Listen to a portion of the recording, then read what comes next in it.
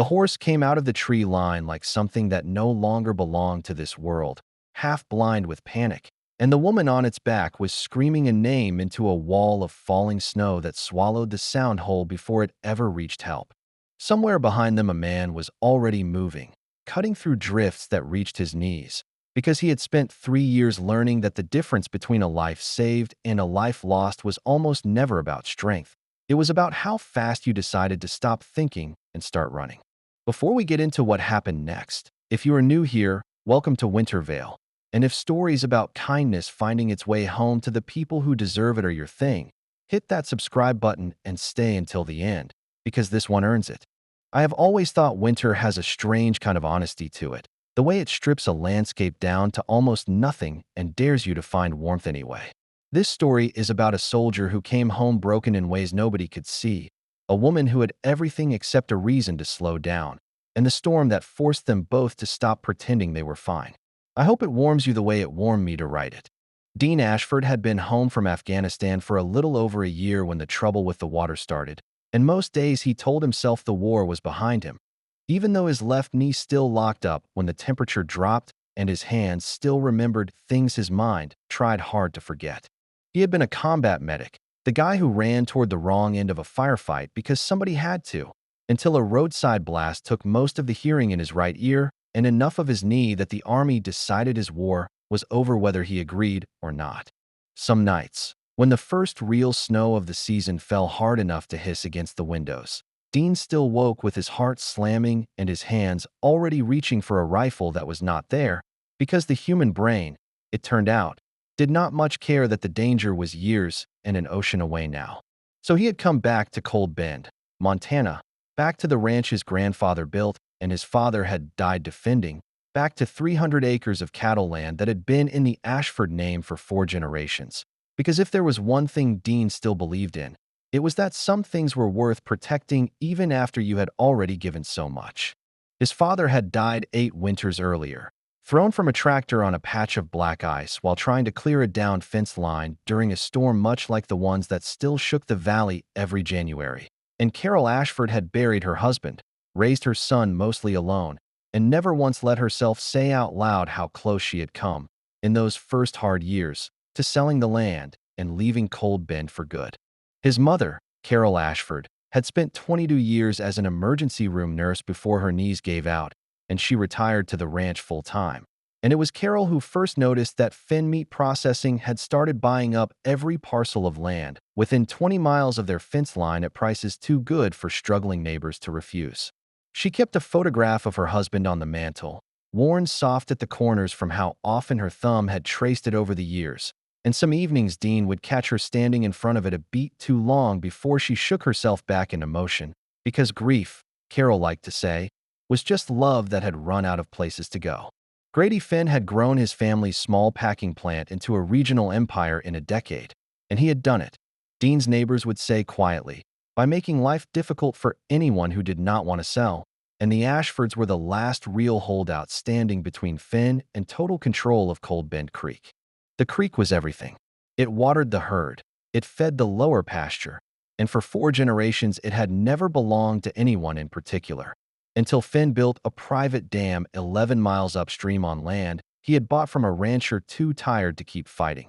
And suddenly the Ashford cattle were drinking from a trickle where a river used to run. By January, the creek bed itself had frozen into a thin gray ribbon, more memory than water, and Dean sometimes stood over it in the mornings wondering how something that had run steady for 100 years could simply be switched off by one man's signature on a permit. Dean drove his father's old Chevy to Miller's Lake every single morning that winter, filled 4 plastic barrels with water, and hauled them back over frozen roads, because digging a proper well cost more money than the ranch had ever seen in one place, and lawyers cost even more than that.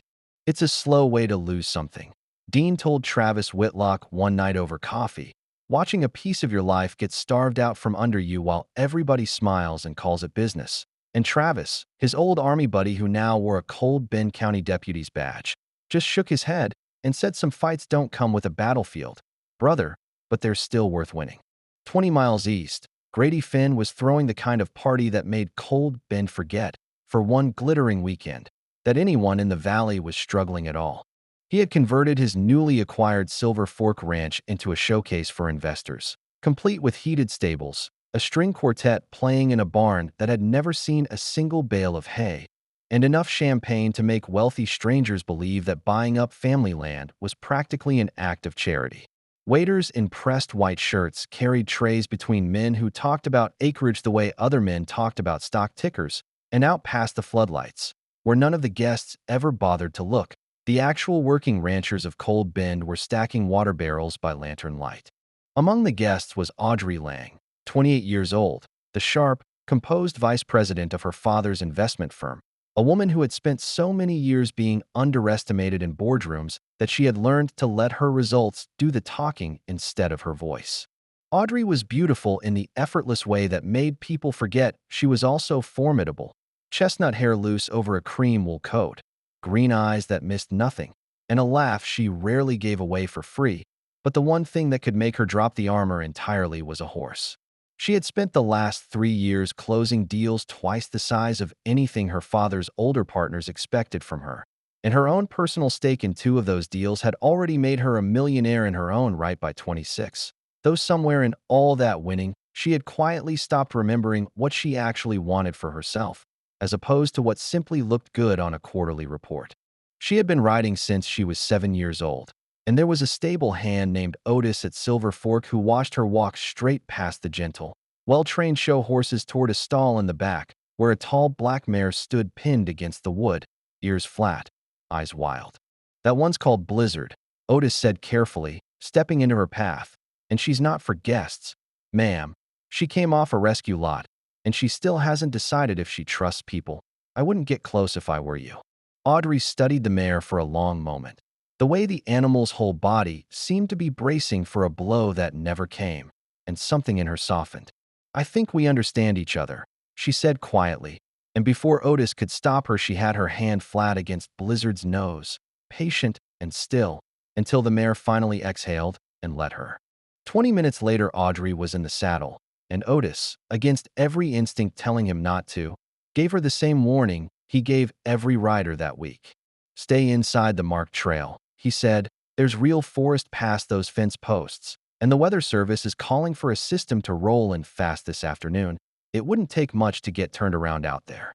Audrey nodded, and meant it, right up until the moment the trail opened onto a ridge lined with snow-heavy pines that looked like something out of a postcard, and the part of her that had spent 11 straight months living inside spreadsheets simply refused to turn back yet. She gave Blizzard her head, and the mare answered like she had been waiting her whole life for exactly this. Hooves throwing up powder, cold air burning Audrey's lungs in the best possible way, and for the first time in longer than she could remember, nothing in her chest felt tight. The snow-heavy pines blurred past on either side, branches bowed low under white, and for a few reckless minutes Audrey let herself believe she was simply a woman on a horse and nothing more complicated than that. The first snow had started falling 20 minutes earlier, fine and almost pretty, but by the time Audrey noticed the sky had gone the color of a bruise, the flakes were coming down thick enough to blur the tree line, and Blizzard's ears had gone rigid and forward, locked on something Audrey could not yet see or hear. Then the mare screamed, a sound Audrey had never heard a horse make, and reared so hard that Audrey barely stayed seated, and out of the wideout came a mountain lion, low and fast, cutting across the trail no more than 30 feet ahead before vanishing back into the timber, but the damage was already done. Blizzard bolted.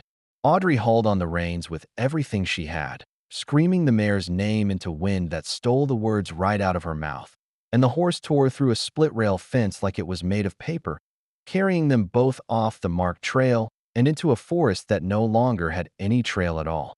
Snow-laden branches whipped past close enough to sting. Audrey's hands had gone numb around the reins, her vision narrowing to the blur of white and dark, and she felt the exact moment Blizzard's legs found a hidden drop in the ground, the sickening lurch, the world tilting sideways, and then nothing but air. She hit packed snow and half-buried granite hard enough to knock the breath clean out of her, her shoulder taking the worst of it, her head snapping against the rock a half-second later, and the last coherent thought she had before the gray closed in was that nobody, not one single person, knew where she was. Dean had been out checking a fence line less than a mile off his own property when the storm rolled in faster than the forecast promised, and he was already turning his truck back toward the ranch when he heard it. A horse's scream carried strangely on the wind, followed by something that might have been a woman's voice, or might have just been the storm playing tricks. He almost talked himself out of it. The smart thing, the safe thing, was to get home before the roads disappeared entirely. But 3 tours had taught Dean Ashford that the sound of somebody in trouble was not a thing his body ever learned to walk away from, storm or no storm. He found Blizzard first, riderless and shaking, tangled in brush at the edge of a shallow ravine, and it was the mare's frantic circling that led him the last 100 yards to the woman lying half covered in snow at the bottom of the slope, blood already darkening the white beneath her head. Dean's training took over before his fear had time to catch up. He checked her pulse, thready but there, checked her breathing, shallow and uneven, and saw the blood soaking through her dark hair from a gash above her temple, and knew immediately that a woman this cold, this still, did not have the luxury of him driving slow. The cold air had at least slowed the bleeding. He registered somewhere in the calm, clinical part of his mind that 3 tours had built and reinforced, but that same cold would kill her just as surely if he did not get her warm and moving within the next few minutes. "Hey, stay with me," he said, sliding an arm beneath her shoulders, his voice low and steady in the way he had once used on soldiers half his age bleeding out in far worse places than this. "You're not doing this today. You hear me. You're going to open your eyes and yell at me for moving you wrong, but you have to breathe first." He carried her out of that ravine like she weighed nothing, laid her as gently as the terrain allowed across the bench seat of his truck, and drove for home instead of the hospital, because Cold Bend Memorial was 40 minutes away on clear roads and closer to 2 hours in a whiteout, and his mother had spent 2 decades doing exactly this kind of work. Carol Ashford opened the front door before Dean even reached it, some instinct honed over years of night shifts already telling her this was not a normal Tuesday, and her face went pale at the sight of the unconscious woman in her son's arms. "Dean, what happened?" she asked, already clearing the couch. "I found her in the woods off the ridge trail, thrown from a horse," Dean said, laying Audrey down as carefully as he could. "Head's bleeding and her shoulder looks wrong. Maybe her leg too. I didn't want to risk the roads to the hospital in this." Carol was already moving, gloves on, kit open.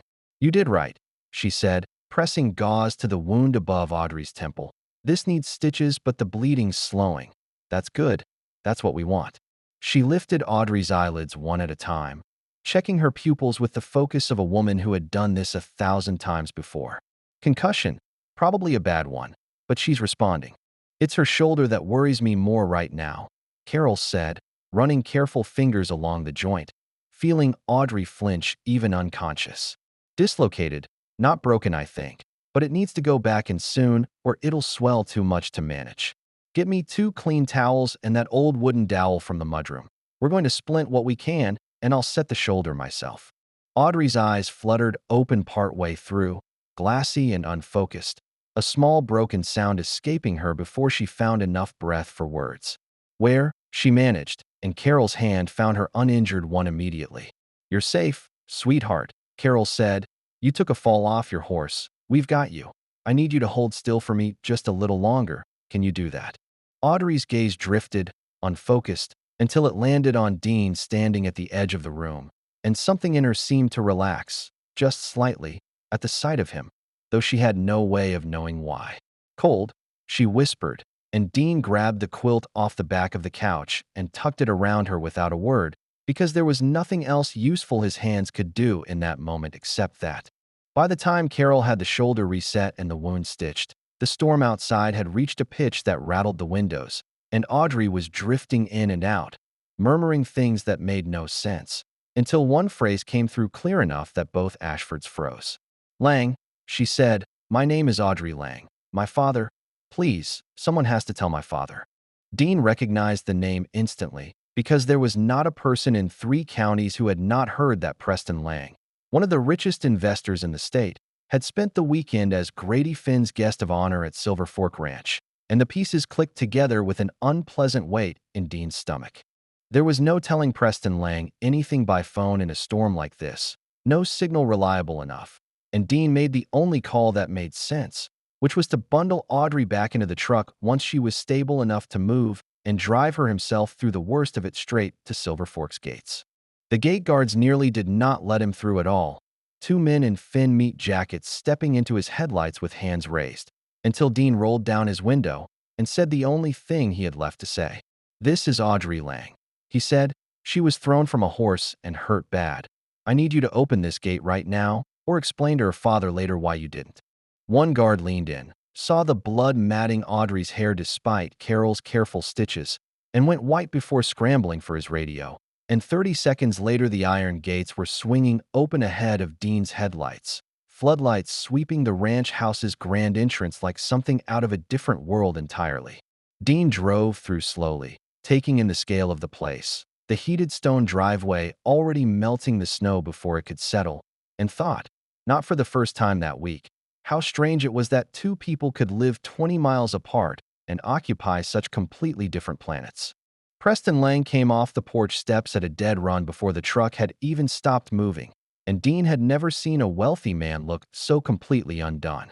"Audrey," he said, voice cracking, and then he was at the passenger door, hands hovering uselessly over his daughter's stitched forehead.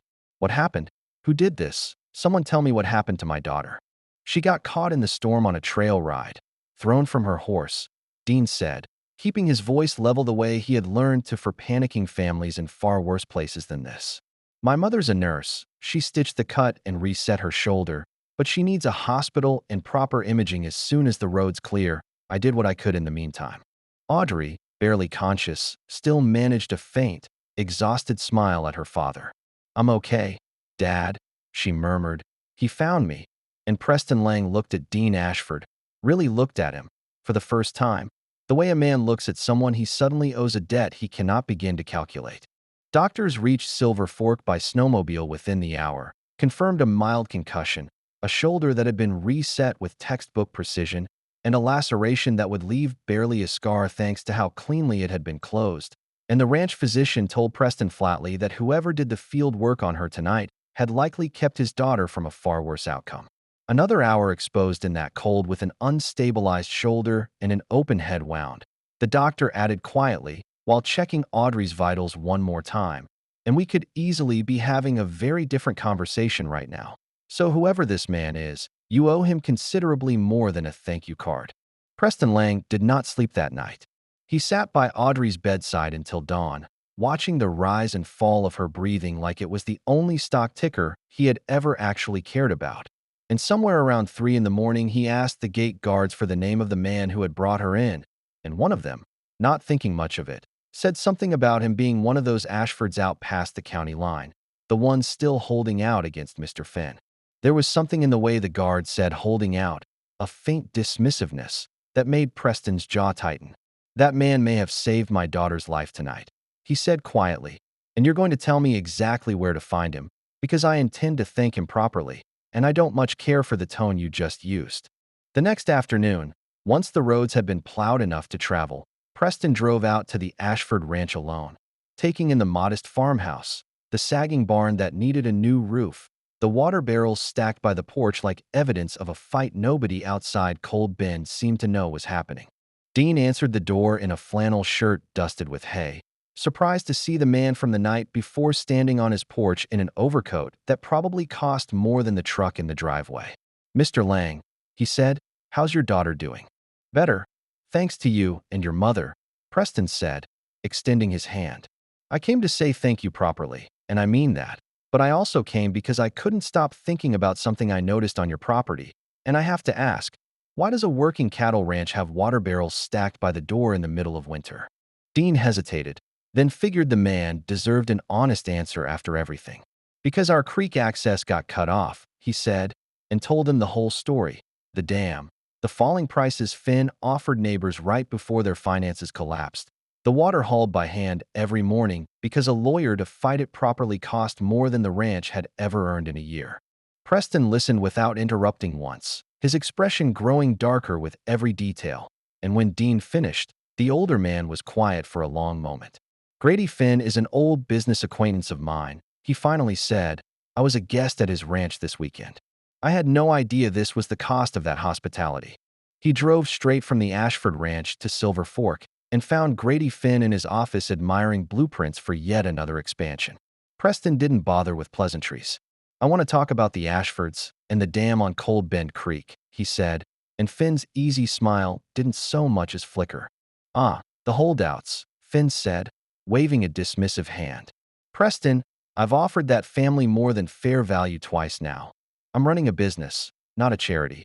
If they can't compete, they should sell like everyone else did. It's simple economics, nothing personal about it." "You cut off their only water source," Preston said flatly, "and you call that nothing personal?" Finn's smile finally thinned. "Business is business," he said. "The land upstream is mine. I built on my own property. What they do with the trickle that's left is their problem to solve, not mine." "Did you even check whether that dam was permitted properly before you built it?" Preston asked, and something flickered behind Finn's eyes, gone almost as fast as it appeared. "Of course it was," Finn said, a shade too quickly. "My father filed everything years ago. Why does that even matter to you?" "Preston, since when do you care this much about some rancher's cattle?" "Since his family pulled Audrey out of a blizzard with their bare hands while I was 3 drinks into your champagne," Preston said, and Finn had no answer ready for that one, his jaw working silently for a moment before something in his expression cracked just slightly. "You know what my father left me when he died?" Finn said quietly.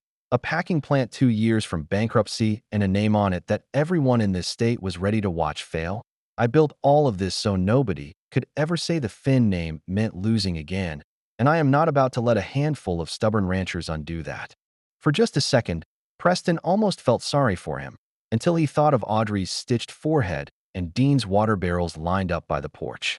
"That doesn't make it right, Grady," he said quietly. "It just makes it understandable, and those aren't the same thing." Preston left without another word, because he had heard everything he needed to hear, and something about the casual cruelty in his old friend's voice sat in his chest like a stone the whole drive back to Silver Fork, where his daughter was waiting, healing, and asking careful questions about the man who had saved her. That evening, Preston returned to the Ashford Ranch with a proposal that made Dean's mother go very still. "I want to buy your ranch," Preston said, watching both their faces fall before he raised a hand quickly. "On paper only, temporarily. Nothing changes for you here. You keep living exactly as you do now.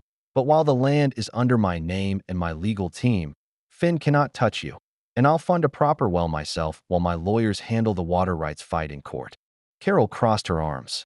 "And what happens if you decide not to give it back?" she asked, not unkindly, just honestly, because trust doesn't come easy after a year like ours. Preston met her eyes without flinching. "Your son pulled my daughter out of a snowstorm and probably saved her life," he said quietly. "I would rather lose every dollar I own than betray that. But I understand if you need it in writing, and I'll sign whatever makes you comfortable."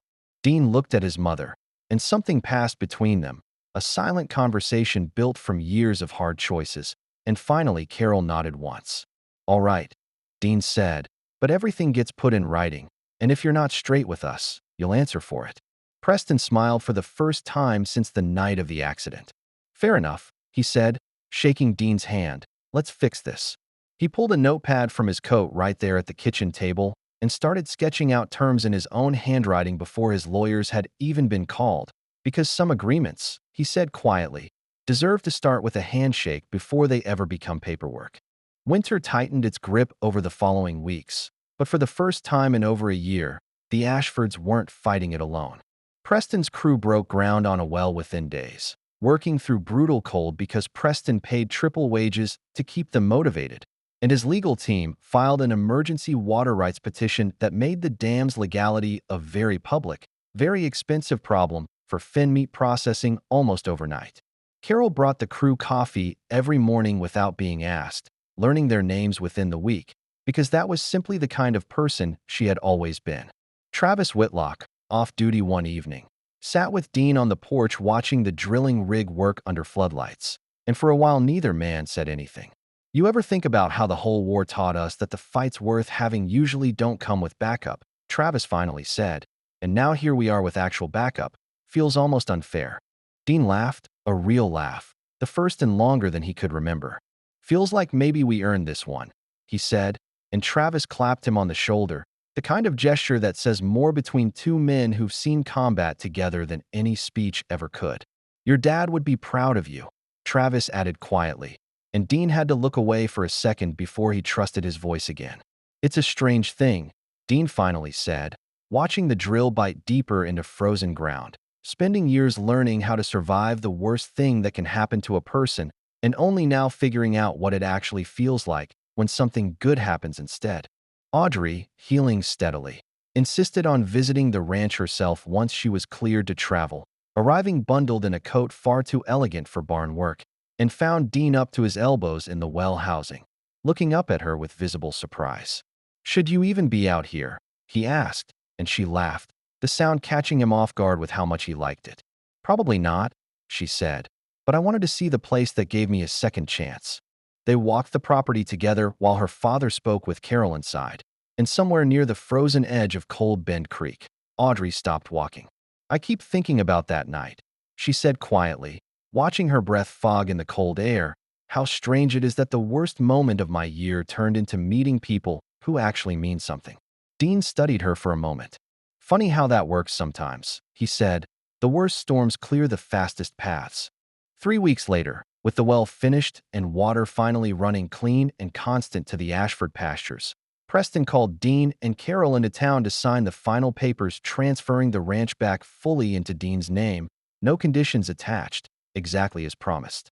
"I want you to know something," Preston said, sliding the folder across the table. "My lawyers tell me the water rights case is close to a full victory. Finn's dam permits were never properly filed with the state to begin with, which means this fight is very close to being over for good." Dean shook his head slowly, looking at the paperwork like he still couldn't quite believe it. "I don't know how to repay this," he said, and Preston shook his head. "You already did, the night you carried my daughter out of that forest." For a few golden days, it felt like the story was finished. But Grady Finn had not built an empire by accepting defeat quietly, and when his lawyers confirmed the dam permits truly had lapsed years earlier through his own father's negligence, something in him turned from merely ruthless into something far more dangerous, because now it was not just land at stake, it was his reputation with every investor he had ever courted. Late one night, nearly 2 weeks after the papers were signed, Dean woke to Carol shaking his shoulder, her face tight with alarm, headlights sweeping wild across their bedroom ceiling from vehicles pulling into the drive that had no business being there at that hour.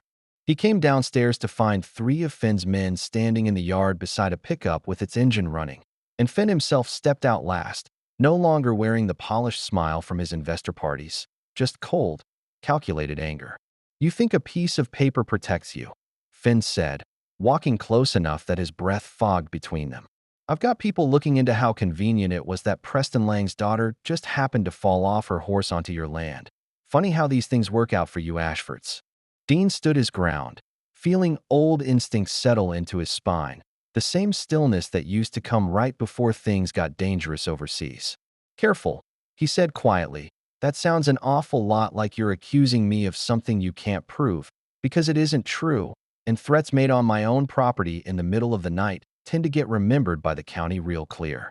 Finn stepped closer anyway, close enough that Carol moved to the doorway with the old shotgun she kept for coyotes, though she did not raise it.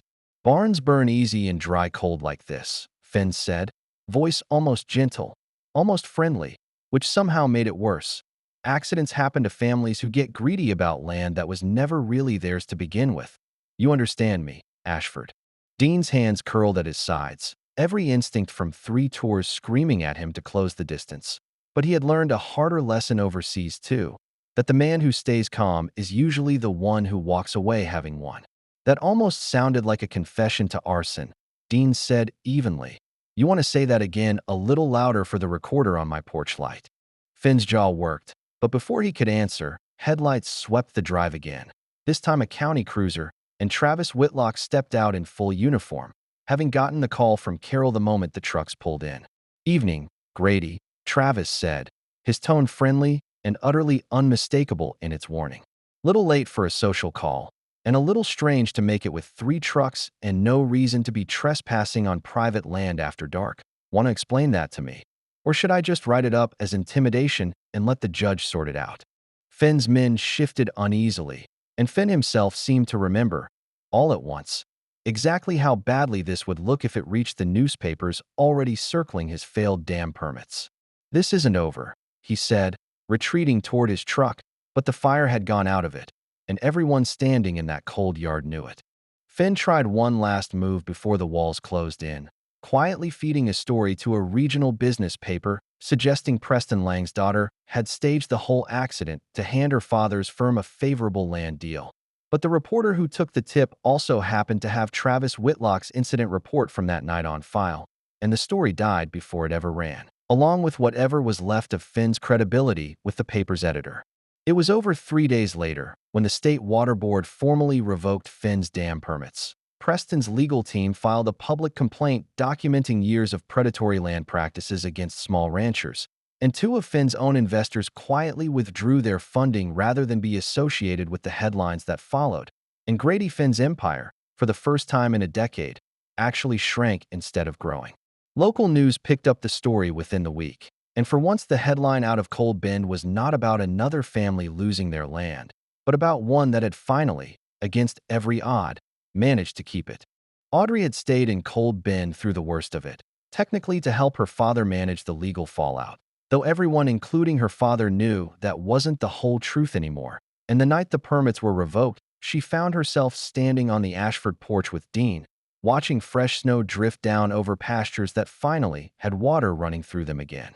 "I have to go back to Denver soon," she said, not looking at him. "My firm needs me. There are deals waiting, a life waiting, and I keep telling myself that's the plan. That's always been the plan." Dean nodded slowly, feeling something in his chest go quiet and heavy at once. "That sounds like a plan built by somebody who hasn't figured out yet what she actually wants," he said, not unkindly, just honest, the way he'd learned honesty mattered most. Audrey turned to face him then, snow catching in her dark hair, and for a moment neither of them said anything at all, the silence stretching long enough that it started to feel like its own kind of answer.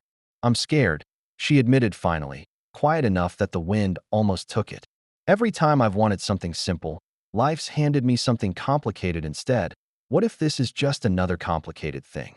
She looked out over the pastures, white and endless in the fading light, and thought about the office in Denver waiting for her with its glass walls and its certainty, the version of her life that made sense on paper, the version that had never once asked her to risk anything real. Part of her wanted to get back in the car right then, before either of them said something that could not be unsaid, because leaving now would still be simple, and simple had always been safer. Dean stepped closer, close enough that he could see her breath catching in the cold. "Maybe," he said, "or maybe it's just the first honest thing you've wanted in a long time, and that scares you more than any boardroom ever could." Audrey almost laughed. A small broken sound caught somewhere between fear and relief, and she didn't step back. She left for Denver 2 days later anyway, because promises to a firm don't unmake themselves overnight, and Dean told himself that was fine, that he had a ranch to run and a mother to look after and a life that had never once needed anyone's permission to be worth living. But 3 weeks later, on a morning when snow was falling soft and steady over Cold Bend, a familiar car came up the long drive, and Audrey Lang stepped out in boots entirely unsuited for ranch mud, holding a folder of her own. "I quit," she said before Dean had even reached her. "Well, not quit exactly. I restructured. I'm running our agricultural investment division now, which apparently means I get to spend a great deal of time in Montana." Dean stared at her, snow catching on both their shoulders, something loosening in his chest that had been wound tight since the night she drove away. "That's so," he said, fighting a smile. "That's so," Audrey said, closing the distance between them herself this time. "I told you, the worst storms clear the fastest paths, and I think I'm finally following mine somewhere worth going." He kissed her right there in the snow, the same snow that had once nearly cost her everything and had instead handed her the one thing she never knew she was missing. And somewhere behind them, Carol Ashford watched from the kitchen window with a coffee mug held to her chest and a smile she didn't bother hiding.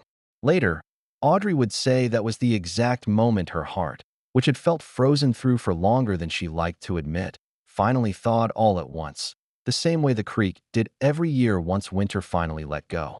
Grady Finn's business never fully recovered, and the last anyone in Cold Bend heard, He'd sold what remained of Silver Fork Ranch and moved out of state entirely, while the creek that once ran dry through Ashford land now fed pastures thick and green every spring, exactly the way 4 generations of Ashfords always believed it should. Otis stayed on with the new owners for a while, though he liked to tell anyone who asked that the only good thing to ever come out of that ranch had 4 legs, a stubborn streak, and now lived happily on Ashford land where she belonged. Dean Ashford kept the ranch, kept his mother close, kept the friendship of a deputy who understood exactly what surviving something together really means, and slowly, over the following year, built a life with a woman who had once been thrown from a horse into a snowstorm and landed, somehow, exactly where she was always meant to be. Blizzard came to live at the Ashford Ranch that spring, a gift from Otis and Preston both, because nobody could quite picture the mare going back to being just another animal at somebody else's stable after everything she had, in her own strange way, set into motion, and Audrey rode her out to the creek most mornings before the sun was fully up. If this story warmed you even half as much as it warmed me writing it, let us know down in the comments what part of Dean and Audrey's winter meant the most to you, and don't forget to subscribe to Winter Vale, because we've got a lot more stories like this one still waiting to be told.